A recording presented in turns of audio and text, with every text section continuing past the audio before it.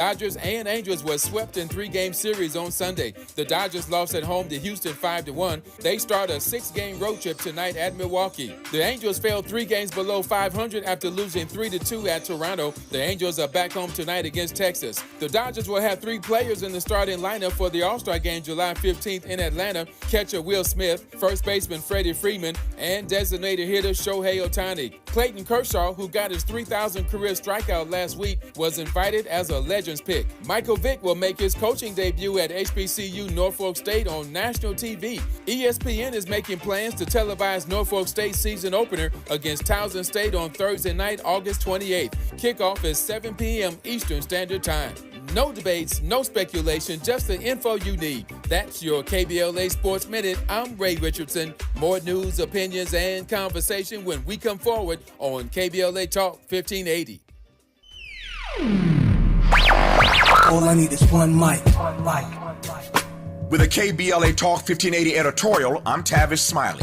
I do not consider myself a fan of Sean Puffy, Puff Daddy, P. Diddy Love, Brother Love Combs. But one doesn't have to be a fan to acknowledge a simple truth about his recent jury trial. I think the primary reason he was acquitted of those sex trafficking and RICO charges is because he was overcharged in the first place. Mine is not to opine on his guilt or innocence on any of the charges the feds brought against him. But I predicted months ago that he would beat the most serious charges because, as usual, prosecutors have a really bad habit of overcharging black men. Dave Chappelle said it best, Puffy is in a RICO case all by himself, man. Hilarious and arresting at the same time. When prosecutors put a target on the backs of black men, they throw everything at them just to see what sticks. And too often, just like in the Puffy case at the very end, they move to dismiss some of the charges and then double down on the ones they think they can win.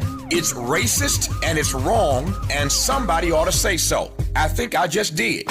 Not for the benefit of Puffy, but on behalf of all the other black men who have been and sadly will be woefully overcharged in the future. With a KBLA Talk 1580 editorial, I'm Tavis Smiley. As always, we welcome your feedback.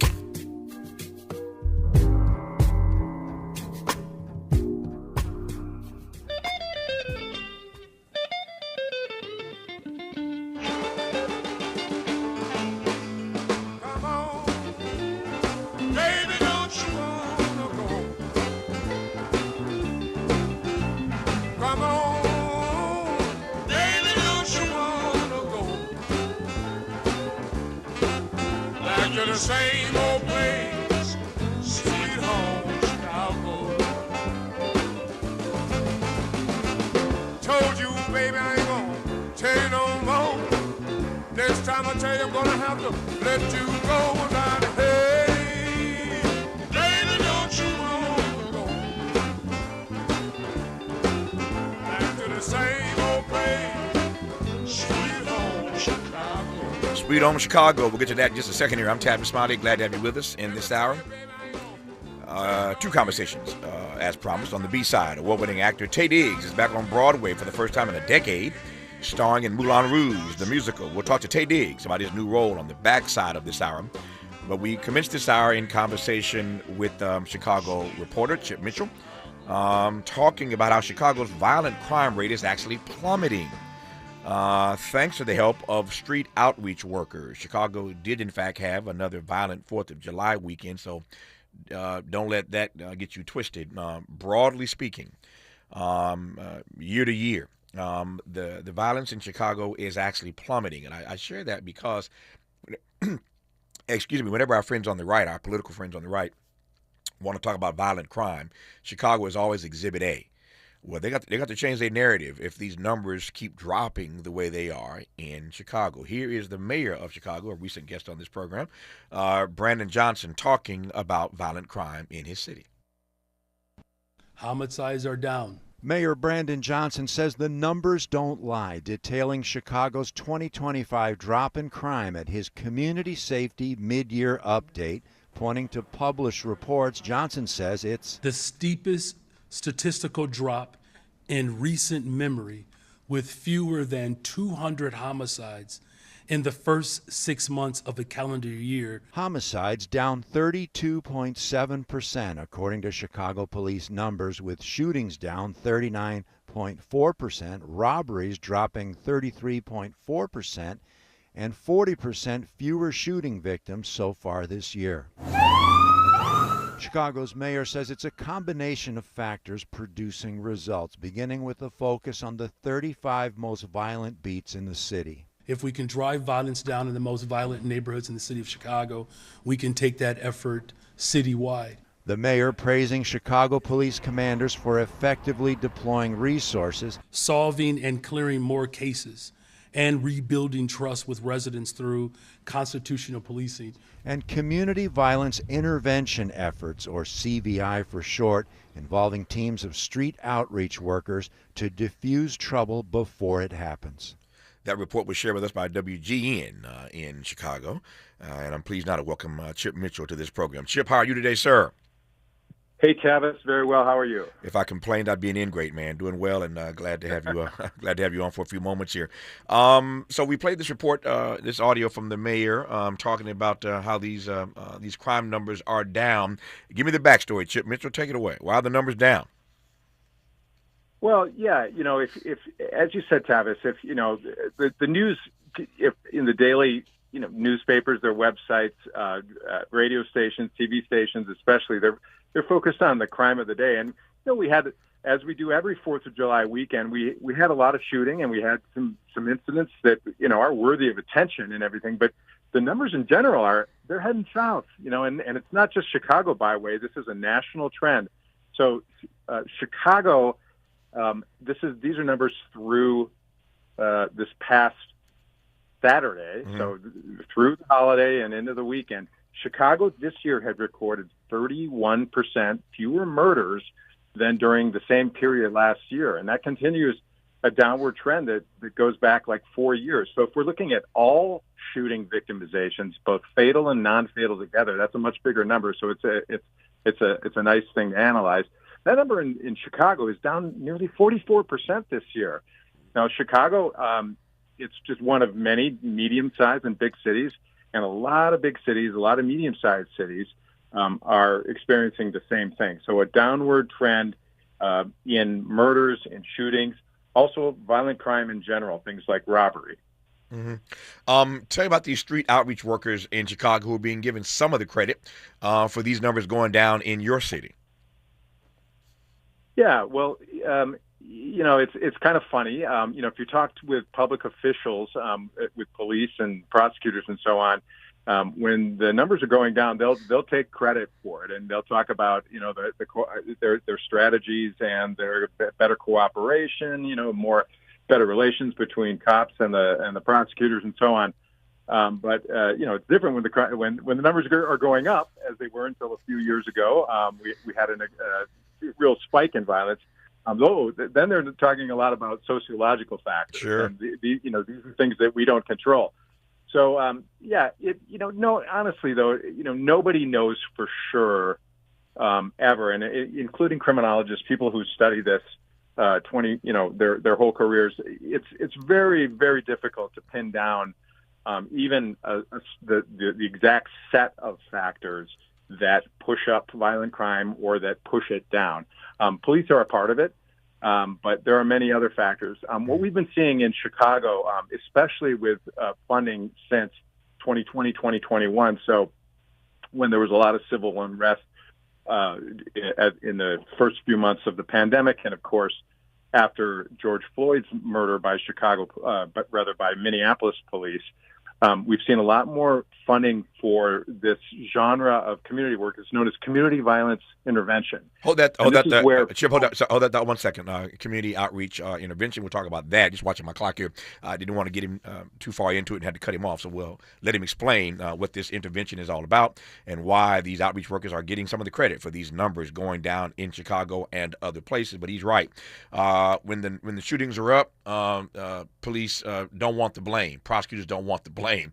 When the numbers go down, they will gladly take all the credit, but we're not going to leave out these street outreach workers who are really doing some serious work. We'll talk about that when we come forward with Chip Mitchell on Tavis Smiley. From Lamert Park with love, this is Tavis Smiley.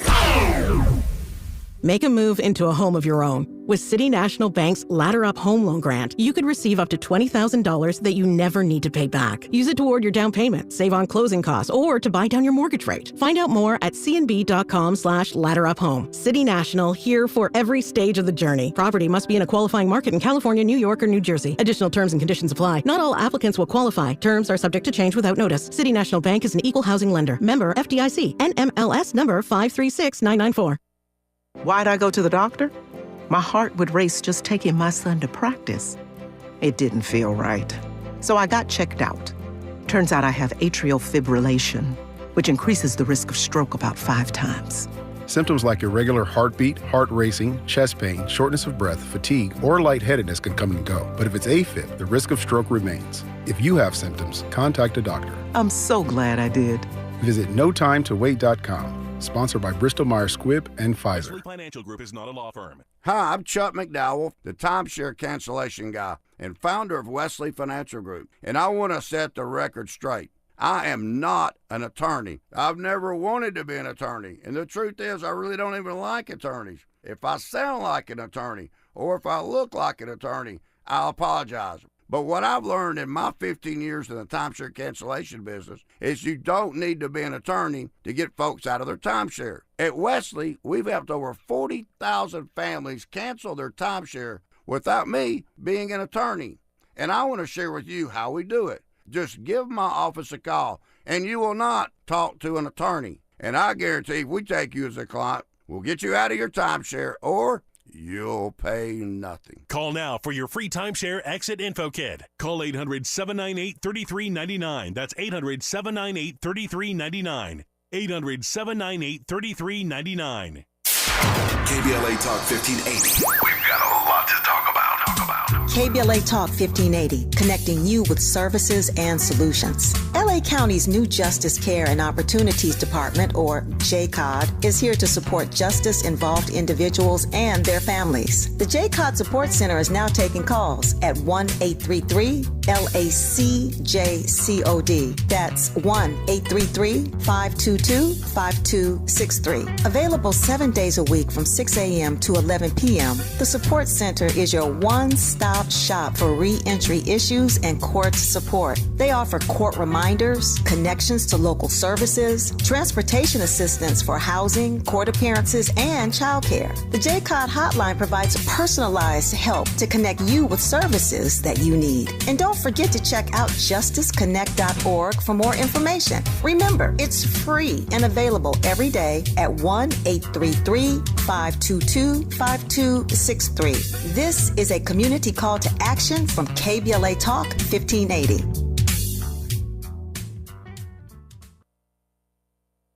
More honesty than you can handle. More empowerment than you can imagine. You're tuned in to Tavis Smiley. Tavis Smiley and Chip Mitchell, reporter in Chicago, and I'm pleased to have him on the program for this half hour talking about the reasons why violence is plummeting in the city of Chicago. I said earlier, in case you just tuned in, that Chicago always is the whipping post. They're the piñata, as it were, that Republicans love to use to beat up on cities, particularly cities with black mayors, when they want to talk about out-of-control crime. Well, they can't beat up on Chicago like they used to because the numbers are down significantly in the city of Chicago.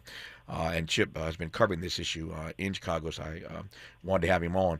So, Chip, you were just at the point of describing what these street outreach workers do, how they came to be. So pick up where you left off, sir. Sorry for the interruption. No problem. Yeah. So street outreach, what we're talking about, it's actually now has a name that people are referring to it nationally, community violence intervention. And what this typically is nonprofit agencies that get philanthropic and public funding to employ men and women who are, most of them out of the joint. They have a lot of credibility on the streets. They're credible messengers, as they say. They've been in the joint themselves for years with violent crime convictions. They come out, they've changed their lives, they want to do good in their community, and they have the relationships and the know-how to do it. So they are now there's all sorts of training that happens with them and professionalization of this career, actually. So these guys are out in the street basically the main job, Tavis, is to head off retaliatory attacks. So when there's a shooting or something, they try to get to anyone around the victims who may have an idea of, taking matters into their own hands. Right. Now, these are not, a lot of times, I would even say most of the time, these are not like street gang wars. A lot of the violence that's taking place in big cities like Chicago it's personal conflicts, and a variety of personal conflicts. Yeah. Those are actually easier because for the intervention workers to handle, because the shooters or the perpetrators tend to be known by the victims and by the victims' family and friends. Yeah. So these guys are out in the street right away, trying to identify everyone that they can. Everyone's got a crazy uncle, as one street outreach supervisor put it to me. Yeah. And they try to get, basically blanket the family and talk them down, and try to get services to the victims, try to console them for whatever has happened. Yeah. Often at times it's a death. Yeah. And they work it. Yeah. I want to ask a question about that specifically. Before I do that, though, I read the piece about your ride along with these street outreach workers in the Chicago Sun-Times, as I recall. I read so much stuff every day. I think it was the Sun-Times. But tell me about this. Tell me about this ride along trip that you did with this particular street outreach worker. Yeah, so I was on Chicago's West Side. I live nearby, and I've reported from the West Side for a long time. It's a very hot part of the city in terms of community conflict. And I was at an organization called the Institute for Nonviolence. It's one of those agencies that in that part of the city leads the community violence intervention. I was at their main office ready to go with an interview, a guy named Fred Seaton. And he fits the profile that I was talking about earlier. He spent years in prison for convictions of violence. So he's now a street outreach supervisor. He's got a team, if I recall, of like 8 or 10 people who work in his old neighborhood. Mm-hmm. He's 66 years old. And so we're starting the interview, but his phone is lighting up. This is a Monday morning. It's usually a very quiet time in that line of work. Mm-hmm. And it's his staffers calling, saying there was a shooting just minutes earlier on the neighborhood's main drag. And you got to cut me off, Tavis, because I got a whole story here. He took me on this ride along as he's basically all that means is he's racing out to his car and he says, well, I want to talk with you, but I got to do this. And he let me ride along with him. And he's coordinating his staffers on the phone first as they go to the scene of the shooting to try to figure out what was going on. And then later, the really important work was at the hospital where the two victims were. One of them, it turns out, had died. And there was an intense scene that I witnessed at that hospital as Fred Seaton's staffers are milling around and trying to find out what was going on, what sort of attack it was. Was it interpersonal, as I was talking about, or was it some sort of was it street organizations, a gang type of situation? And so I'm sitting there, and then at this point, Fred Seaton and his staff, they had notifications, and they'd known for half hour, 45 minutes that one of the victims had died, but the loved ones and the friends and family of this guy, they did not know, and they're kind of crowded around outside the emergency entrance, and then suddenly it was very clear when they got the news. And there was this one guy, Tavis, I'll keep this short. He bolted from the crowd to a car and got behind the wheel, and he's holding something. I didn't see what it was. He's got his hand on his pocket like he's holding something heavy. I don't know what it was, and I will not claim that I know that it was a weapon or something. But he's got a place to go quickly, and he's in anguish.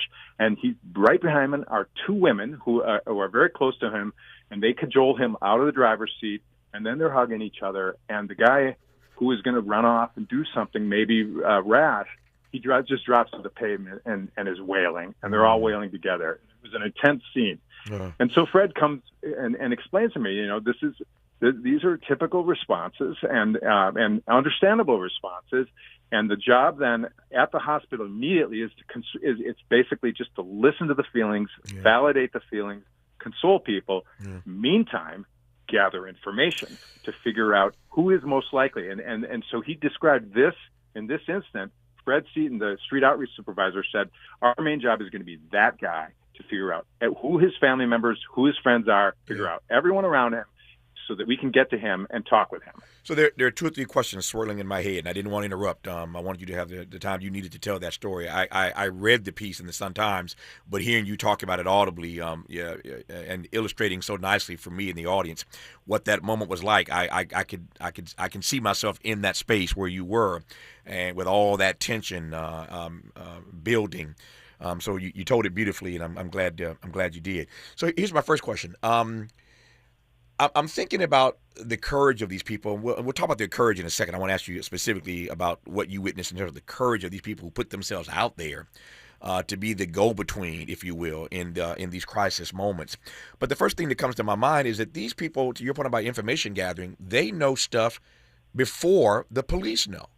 They likely know stuff that the police don't know. And that's a dangerous situation to be in. How do they keep themselves out of police interrogations about what they know when police are trying to solve these crimes? That ain't what their job is, but they're caught in the middle of, they're caught in the middle of that stuff, Chip. Well, we got to speak at length and repeatedly about this while I'm riding along with Fred as he's coordinating his staff in response to this shooting. Right. And that's a huge point. And the trick of this job is to collect information to be able to tamp down a potential retaliatory attack, but also they can't be handing that information over to police officers because then they would lose all their credibility and trust in the community. Yeah. And these are people who are from the neighborhood. That's key. They're not outsiders. They're people themselves that have been involved with street life and involved with violence in those communities. And so they've got layers and layers of relationships that the police don't generally have.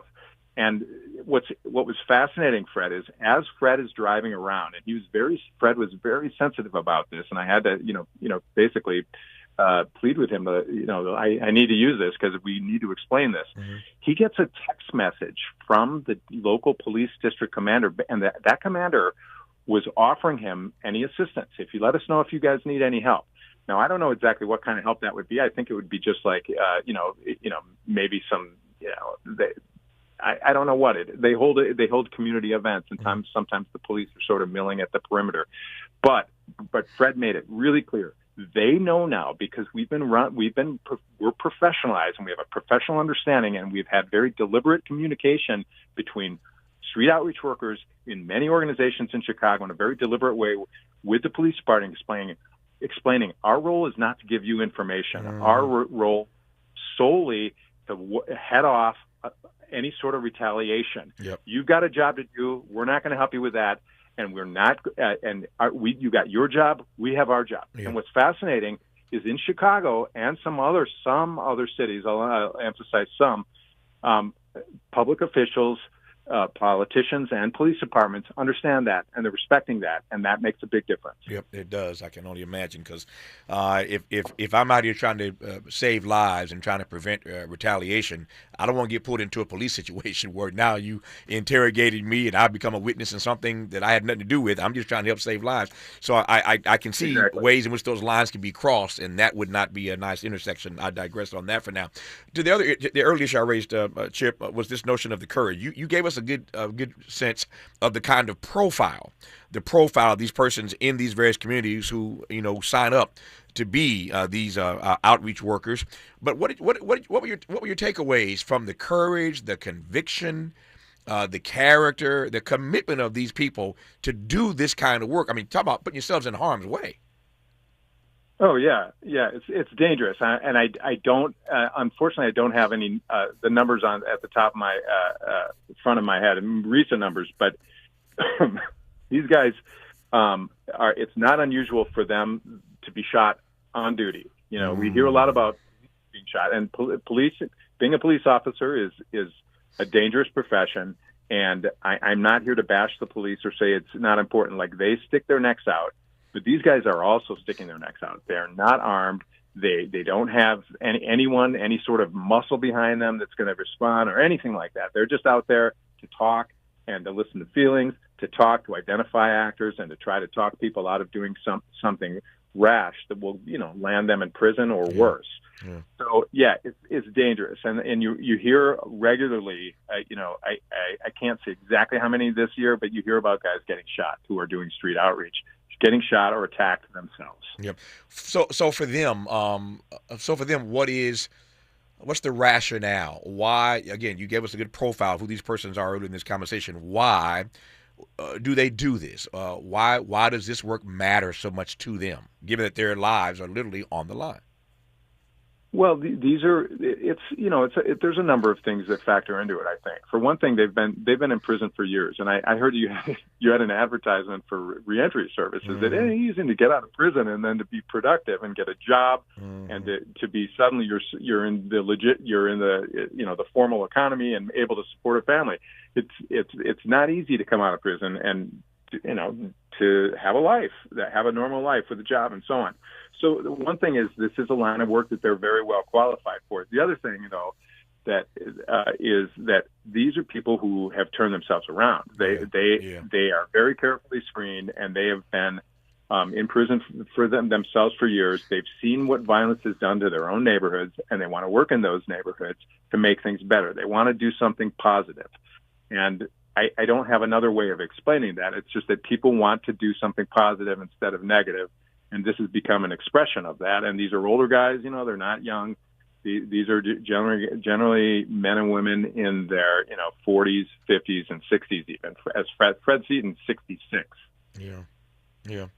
No, the thing that troubles me about this, I have great respect and admiration for the work that they're doing, as I said earlier, putting their lives on the line to stop any kind of retaliation after these shootings in Chicago and elsewhere, for that matter. But I also noted last night in researching and preparing for our conversation that there are any number of groups, anti-violence groups in Chicago and elsewhere, who are losing millions of dollars of funding because of cuts by the Department of Justice. Now, I'm not going to make Chip political, so Chip, you pipe down for a second. This is Tavis talking, not Chip. He's a reporter. I'm not. So I can tell you what I feel about this. It is bothersome. It is troublesome to me that, again, we were talking earlier in our program about this so-called big, beautiful bill that Trump signed into law the other day, and all the programs that are going to be cut and all the people that are going to be hurt. Well, these cuts are political. And again, one of the programs that have been cut by the Trump administration are programs that send money to these kinds of anti-violence groups. And so I could ask Chip a question about whether or not we could scale something up like this and see crime reduction again all across the country if we could see more of these sort of outreach workers. But if the Trump administration has anything to say about it, that's not going to happen, because they're cutting money for these very kinds of programs, even as they use Chicago as Exhibit A when they talk about street violence. You get my point. I'm going to leave it there. Chip, I ain't getting you in no trouble. Thank you for your reporting. Thank you for this conversation. Good to have you on, my friend. All the best to you, sir. My pleasure, Tavis. Thank you for your time. More Tavis Smiley when we come forward. Helping to stretch your moral and political imagination. This is Tavis Smiley.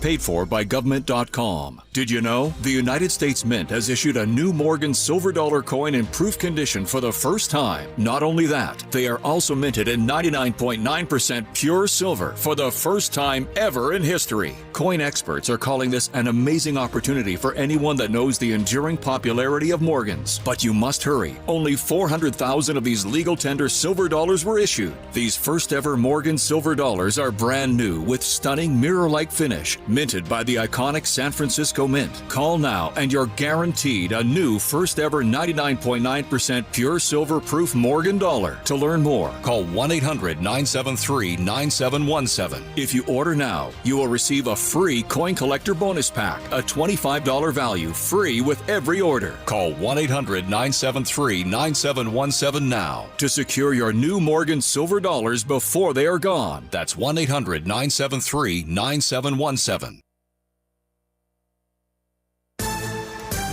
I'm Misty Jordan with BIN News Now. More than 80 people are dead after massive flash flooding in central Texas. Holly Kate Hurley is a counselor at Camp Mystic, where 27 campers and counselors died in the flooding. In the morning, they gathered all the counselors who were at Cypress Lake, and they told us that two of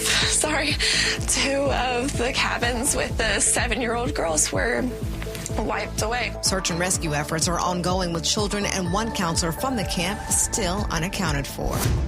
Sleeping with the lights on could increase chances of heart disease. In a study out of Australia, researchers found that people who slept near the brightest lights had the highest risk of heart failure, heart attacks, and stroke. And Scary Spice tied the knot. Mel B married a hairstylist in London on Saturday. Get BIN News now on demand 24/7 on the iHeartRadio app. Right now, there are young people across the world facing a tough choice. Continue their dream of education or drop out to help their family put food on the table. You can help change their future in a single moment. See how far your support can go at unbound.org. Is this the tackle? This is the KBLA Sports Minute with Ray Richardson.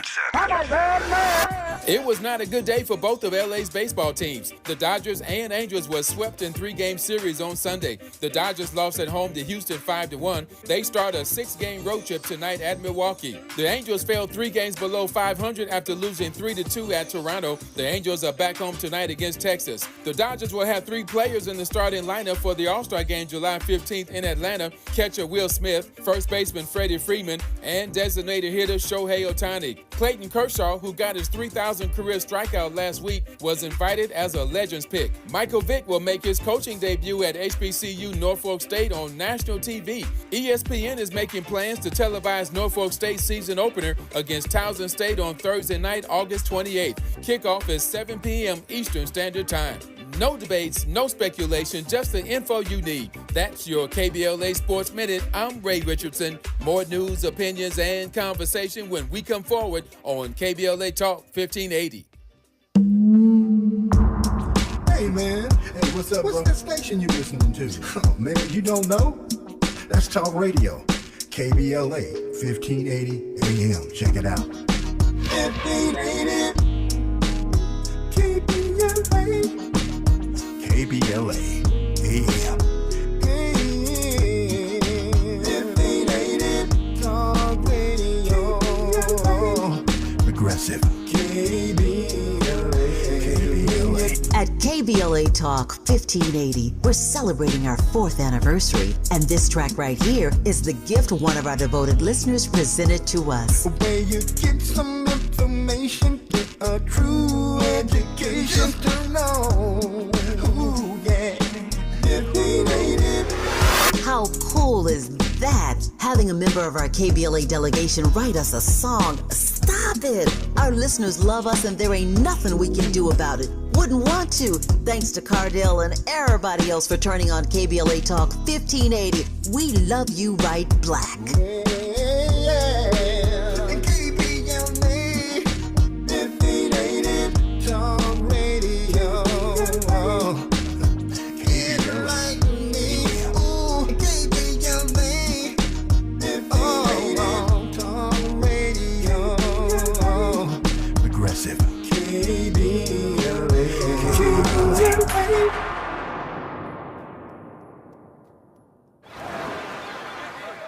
Hear that? That's the sound of your life. Perfectly imperfect. Beating in rhythm to the world you've created. But every time you drive after drinking, the music gets drowned out. Your life sounds pretty great. Don't let a buzz ruin it. Buzz driving is drunk driving. Don't drive buzzed. A message from NHTSA and the Ad Council.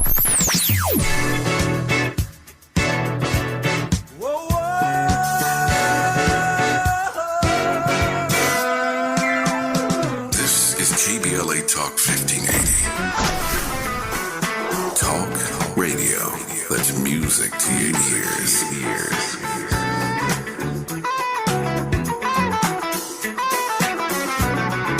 We're unapologetically progressive. KBLA Talk 1580.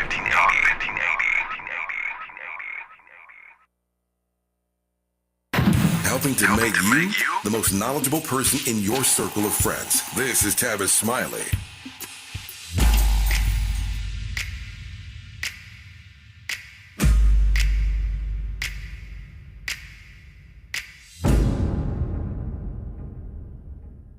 Welcome to the Moulin Rouge. This can.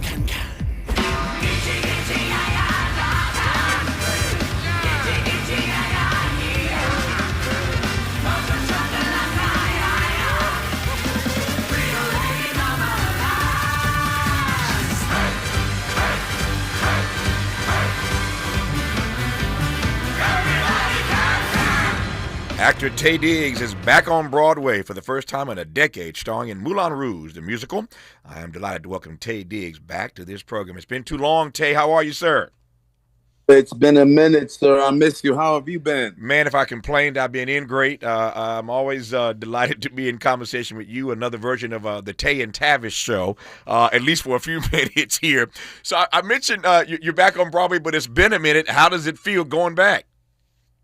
I won't lie. I vacillate between high levels of excitement and me being petrified. But I'm because you take 10 years away from anything, and it can be a little harrowing when you think about going back. But it's going really well. I get to see the show as often as I like, and it's a great show. And I'm very, very excited and just grateful for the opportunity. So I obviously you've been busy, so I know the general answer to the question, and like you've been sitting around twiddling your thumbs. But why a decade-long absence, Taye? To be honest, work. Yeah, like you said, it can be very you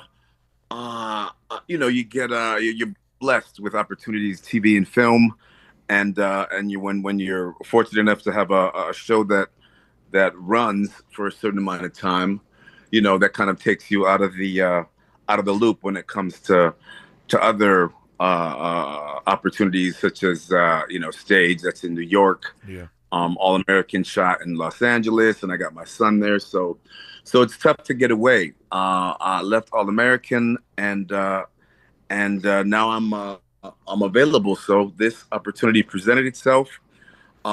And I jumped at it. I got to be honest, as someone who comes from the stage, when you're lucky enough to do TV and film, you always reach a point where you ask yourself if you can still do it, because TV and film it's much easier than stage, and it can be considered kind of cushy. Yeah. And I love stage, so I'm always going to Broadway. I'm always watching the lady shows and always in awe.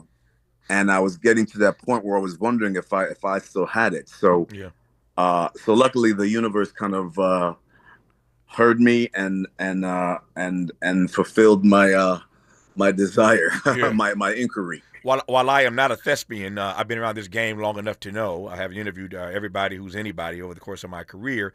I got a sense of what you meant when you said that stage is so much more difficult, that TV and film are easier. But for those who don't get the easier reference, unpack it for me. Okay, so in TV and film, it's usually in a controlled situation where there's a studio, you have four walls. There's someone that's in charge of the microphone, so someone's holding the microphone. You have a few cameras there. You have a director that can say start and stop. So usually, unless it's a comedy, there's no live audience. So the actor, the director, they're in control. So if I'm in the middle of a scene and I forget a line, or if I forget where to move, I can say, okay, wait, let's start. Let's stop and let's start over, and we can do that. You cannot do that. You can't do that on stage, and if you do, then you'll probably get fired. Yeah. But on the positive side, it's such a wonderful, energetic relationship that exists between the people on stage and the audience members. There's nothing like that, and that's what I'm most looking forward to. So no naivete in asking this question. I've asked it of others, but not of Taye Diggs. So you actually feel that when you're on stage every night, to your point, you're not stopping and communicating and talking to the audience like, did you like that song? Did you like that scene? What do you think? You're not communicating with them in real time, and yet you're telling me that you feel a rapport, a relationship with them. Can you explain that as best you can? Oh, it's wonderful. It's at first it's like it's almost like you're throwing a party, and you've invited a bunch of people. And I don't know if you're anything like me, but no matter what, no matter how many friends I have, no matter how old I am, no matter how popular I am, when you throw a party, you always hope the worst nightmare is that nobody will show up. But in this situation, you put on a play, you rehearse, you practice it, you put on your party clothes, and you invite all these people, and they actually show up and they sit down and they're there to see you. So already you're kind of grateful. So then you get on stage and you just kind of want to give them what they came for. And that's a great relationship. So all throughout the show, they're either laughing or sighing or crying, but you can feel all of that energy and all of that response in the moment, just like you would at a party. You know what I mean? A party wouldn't be any good if people just showed up, sat down, and didn't say nothing. But you're laughing, you're talking about old times, you're crying. It's just like that. It's a wonderful experience. You mentioned earlier that the universe apparently heard you and your desire to go back to Broadway after a decade away. Tell me what you make of Moulin Rouge, the musical, as your on-ramp back to the stage, and why this became the vehicle. I guess it was just, once again, I don't want to in any way kind of belittle the power of the universe, but it was kind of chance as far as I was concerned. Right. But I'd seen Moulin Rouge is one of my favorite shows. I've seen it like 10 times. It's so cool. There's nothing out there kind of like it. It's got all of these, modern songs, but then the backdrop is set in a period, and beautiful costumes. It's a mixture of the old and the new, and a love story that's as old as time. So it's perfect. You know what I mean? I'm in it with Wayne Brady. He is doing his thing. We're in rehearsals together, and it's just I couldn't have asked for a better kind of reintroduction. It's got really cool music. It's wonderful choreography. I got my man Wayne Brady right by my side, and the cast is wonderful. So I'd be lying if I said I wasn't. I'm really, really nervous because these cats are really, really good. The show's been running a while. It's a very well-oiled machine. The music is obviously it's brilliant because it's like Rihanna and Elton John, and you got some real bangers that we have to live up to. So I'm in the process right now, but we're getting there. You mentioned Wayne Brady, who stars alongside him in Moulin Rouge, the musical. Wayne plays Harold Zidler. Tell me about the character that you play, Taye Diggs. I am the Duke, who's considered the antagonist. I'm the kind of the bad guy that wants to buy the club Moulin Rouge and put everybody out of work. But I fall in love with the star. Her name is Satine, and played by a bevy of wonderful actresses. Different people go on at different times, but he's just a cool cat. It's so well written that I don't have to worry about just playing kind of one note. The guy being kind of mean and evil. He's got charisma. He's got class. He's got taste. He's got a wicked sense of humor, and I'm trying to make him as smooth, cool, and as real as possible. Yeah. Taye is playing a limited engagement from Tuesday, July 22nd to Sunday, September 28th. So if you're going to catch it with Taye Diggs in it, you got July 22 to September 28 to catch him in this limited engagement playing the Duke in Moulin Rouge, the musical. There you go. A great deal more to talk to Taye Diggs about when we come forward, not the least of which is All-American. He mentioned a moment ago. Want to just get his reflections on his long run on that hit show, All-American. And then for you everyday listeners, that means you, and you. You recall that we had a great guest on this program last week named Malcolm D. Lee, celebrating 25 years now since the release of The Best Man. Guess who was in The Best Man? Taye Diggs. You're listening to the Taye and Tavis Show. From California to the Carolinas, everybody's listening to Tavis. More when we come forward. We asked seniors how to prevent Medicare scams. My best advice, if you get a phone call, do not talk to the person. These people are well trained. Don't talk to them. They don't know me. They're just trying to scam me. Don't be fooled. Hang up. Just hang up. Never give out your Medicare number. They're going to get your number to put in a false claim. If I get a call from someone, I don't pick up the phone. And should I pick up the phone and they ask for information, then I hang up. How do you detect Medicare fraud? Just like I check my credit card statements, I check my Medicare statements monthly. Scammers can get a hold of your number, order medical devices through your account, and you're not even going to know about it if you don't look at your statement. Check your statement every month. If you get your statement and you see something that you know you did not have done, you report it. Call your senior Medicare Patrol. To report Medicare fraud, call the Senior Medicare Patrol at 855-613-7080.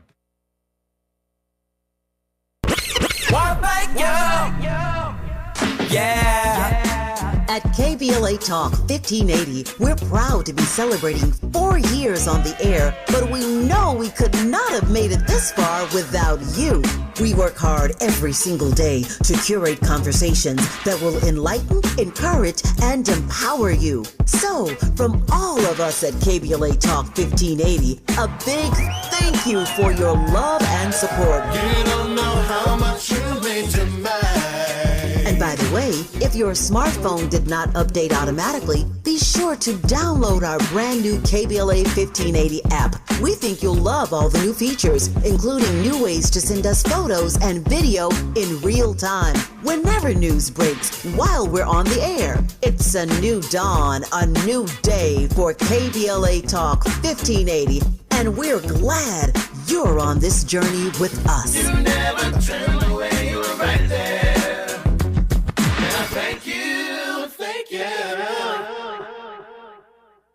Nearly 7 million Americans aged 65 and older are living with Alzheimer's disease, also known as AD, a type of dementia that affects memory, thinking, and behavior, making everyday tasks challenging. But did you know that Black adults aged 65 and older are twice as likely as white adults to develop AD? There are things you can do to help reduce your risk for developing AD. Managing conditions like diabetes and high blood pressure is crucial. Staying physically active, maintaining social connections, eating a healthy diet, and keeping your mind engaged with activities like reading or puzzles can all contribute to brain health. It's also important to recognize some common signs and symptoms of early AD, such as forgetfulness that causes problems with everyday life, asking the same question a few times in a row, and difficulty concentrating on basic tasks. If you see these signs in yourself or a loved one, don't wait. Early diagnosis and intervention are key to managing AD effectively. To learn more about AD and a potential treatment option, visit treatallzearly.com. That's treatallzearly.com. This message is brought to you by AZI. Made fresh daily in Leimert Park, Los Angeles, California. You're listening to Tavis Smiley. What scripture, man? How about Exodus 20:14? Exodus 20:14. Cool. 20. Thou shalt not.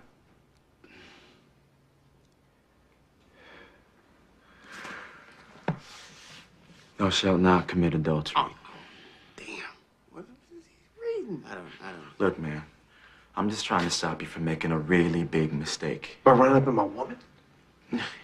Now, is that what you want to hear? I want to hear the truth. You don't want the...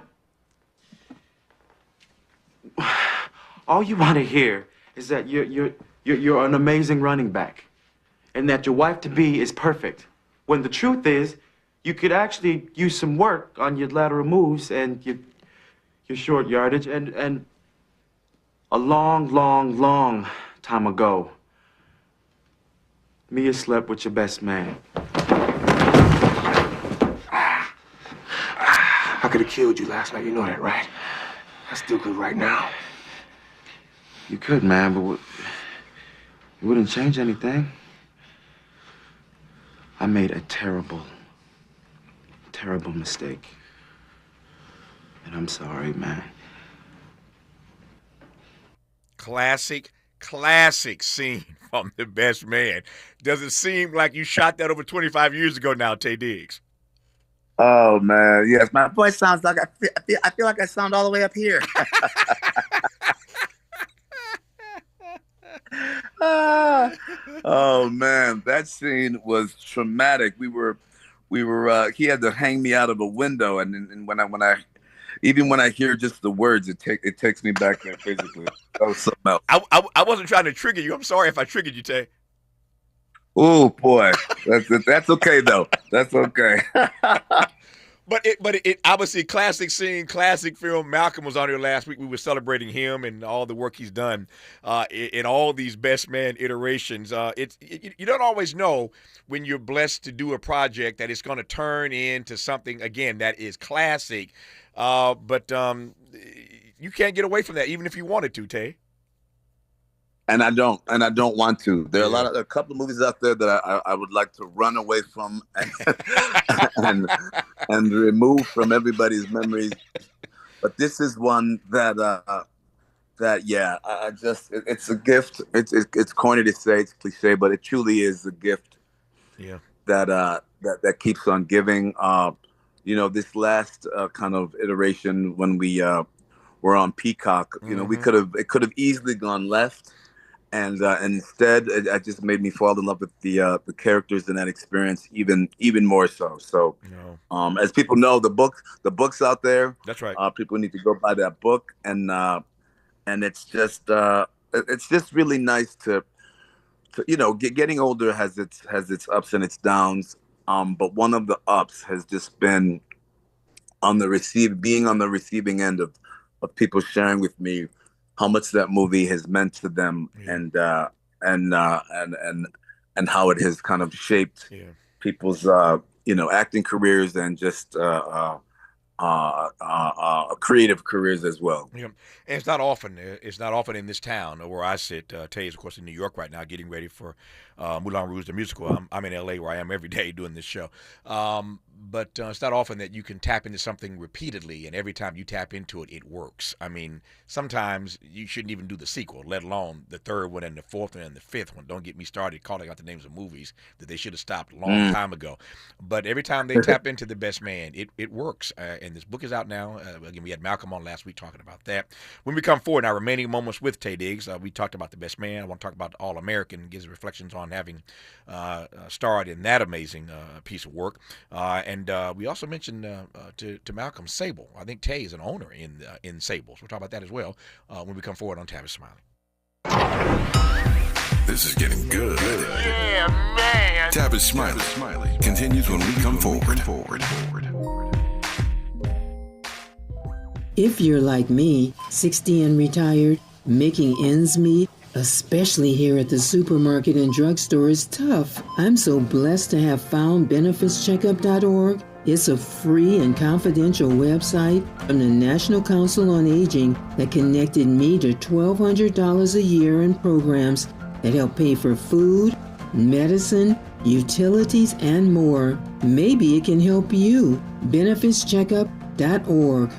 You know where you want to go in life, and City National Bank can help. City National knows the dedication it takes to build your vision for the future into a reality, and our team is here for you. We have a wide range of options to help, from personal savings accounts to interest-bearing money market savings accounts and more, all designed to help you get where you want to go. City National, here for every stage of the journey. Learn more at cnb.com. City National Bank is a subsidiary of Royal Bank of Canada, member FDIC.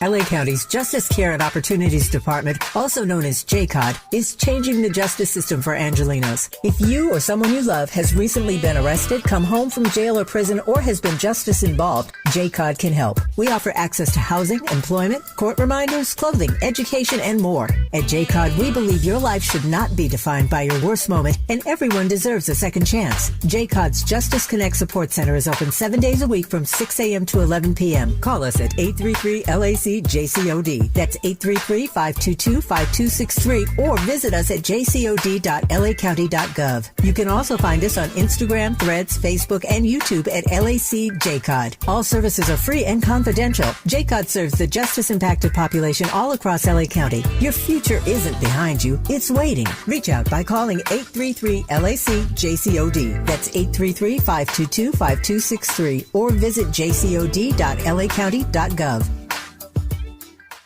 Catch Prep is now enrolling for summer credit recovery in fall 2025. As South Los Angeles' top-performing high school in English, math, and college access, Catch Prep is welcoming all 9th through 12th graders to enroll now.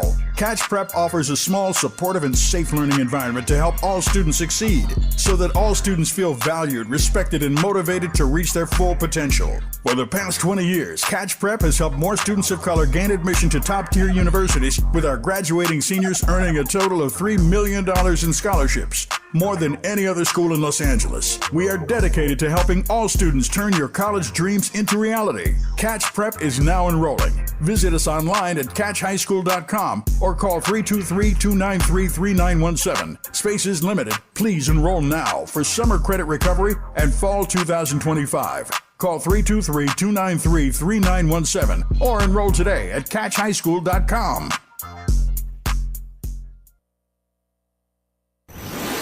Let's get back to more of this rich dialogue with Tavis Smiley. Got 2 or 3 minutes left with Taye Diggs. I'm always, pleased to be a part of the Taye and Tavis show for the few minutes that we get every couple of years, it seems. Reflections right quick on All-American. You had a great run on that, Taye. I did. I feel so lucky. That was a sleeper. That was a show that no one knew that it would have the success that it did. I selected it because it was a character that I hadn't played before. The money wasn't what I was used to, but because of the character, I decided to make that sacrifice, and it paid off. You know, I made some really, really great friends, and apparently, the show ended up touching a lot of people, which is all that you can ask for. No, it's something you ought to be proud of in your body of work, and I think you will be in the years to come. For those who didn't hear our Malcolm D. Lee conversation, first of all, the podcast is up. You can hear it everywhere now, as you will be able to hear this conversation when it's posted as a podcast later. But Malcolm and I mentioned Sable, and I think, aren't you one of the owners of Sable, man? Yes, it's me, Malcolm D. Lee, the director of Best Man. Yeah. Morris Chestnut and Harold Perrineau. Yeah. It's a venture that is a little outside of my pocket, but because of Harold and his foresight, we all kind of joined forces, and it's been great. We get an opportunity to see each other and promote this great whiskey. Yeah. I told Malcolm it made sense though, since that's y'all seem to get together around a good drink in the film anyway, so it makes sense to extend it into real life and make some money off of it. 100%, and it's always great to just remind people how important getting together and fellowship. You know, I think one of the phrases is we're bottled in brotherhood. So that always brings a smile to my face, because whenever we see each other, that's what's going down. It's a great phrase. We are bottled in brotherhood. Indeed, they are. Taye Diggs is playing a limited engagement Tuesday, July 22nd.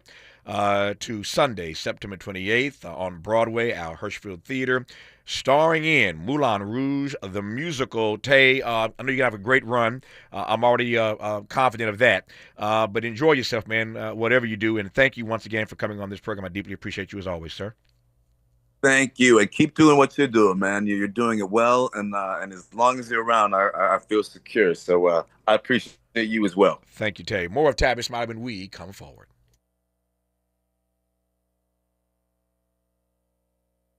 KBLA 1580 Santa Monica. I'm Misty Jordan with BIN News Now. More than 80 people are dead after massive flash flooding in central Texas. Holly Kate Hurley is a counselor at Camp Mystic, where 27 campers and counselors died in the flooding. In the morning, they gathered all the counselors who were at Cypress Lake, and they told us that two of